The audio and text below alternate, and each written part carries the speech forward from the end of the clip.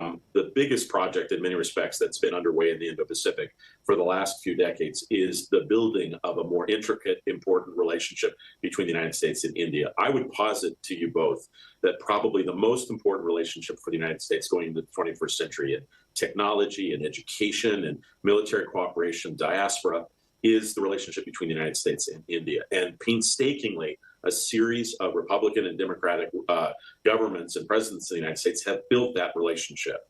And I would say just in the last few months, last few weeks and hours, much of that is now at risk. The way that the president and his most senior team have spoken about Prime Minister Modi and India puts the Indian government in a very difficult set of circumstances. And this is something I'd have you both to focus on. Martin, it is the case, and Sherry, that the president is deeply attuned to his own domestic politics, but not as attuned to the politics of other countries, particularly allies and friends.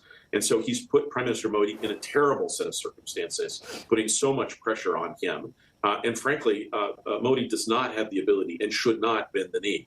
And the irony and the surprise here, if you look at the one leader on the global stage who managed effectively relations with President Obama, President Biden, and President Trump in the first term, it was Prime Minister Modi. So everyone expected that this would be a relationship that would get off to a flying start. And Indian interlocutors were quite confident that they could manage Trump. And we've been hearing on literally a daily basis for months that a big deal is right around the corner. And so by telling the Indians, hey, you're going to have to end your relationship with Russia, if you're an Indian strategist, your view and your actions are frankly to do the opposite. Now, the hope is that over time that we'll find a way forward for our two countries to basically mend fences and rebuild trust and confidence. But we cannot underestimate how much damage has been done. If I had to say the one thing that I'm most concerned by in the last several months, it is the rapid, sudden, unexpected decline in U.S.-India relations.